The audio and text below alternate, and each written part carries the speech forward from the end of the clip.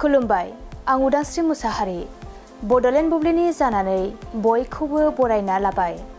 दिनै 5 सेप्तेम्बर 2024।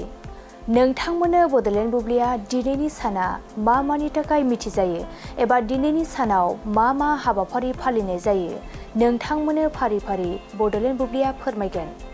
दिनैनि सानखौ टीचार्स डे महरै फालिनाय जायो।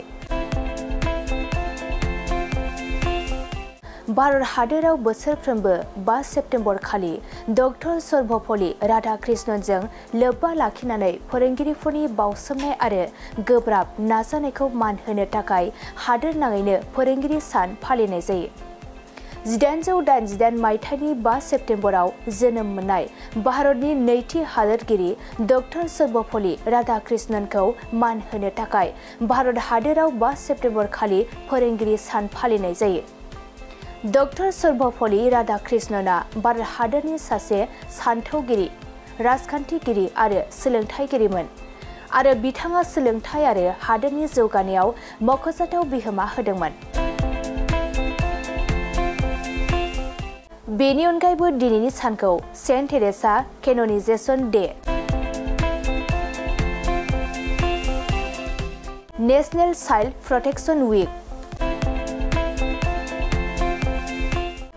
आरो इन्टारनेशनेल डे अफ चैरिटी महरै फालिनाय जायो।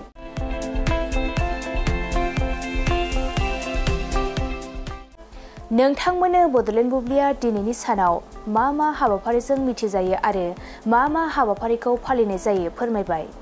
गोजोन्थों।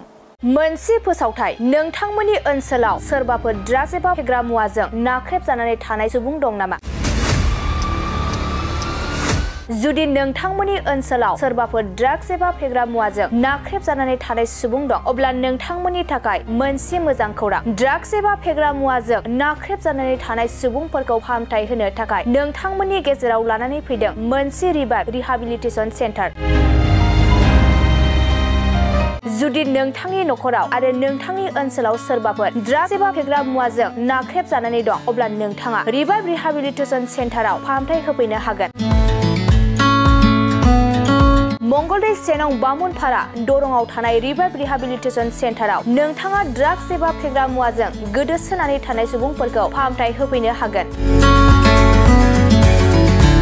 नोंथाङा नोंथांनि ओनसोलनि फेग्रा मुवाजों गोदोनानै थानाय सुबुंफोरखौ बे रिभाइभ रिहाबिलिटेसन सेन्टाराव फाहामथाय होनानै सासे राफोद आरो मोजां सुबुं खालामनो हागोन।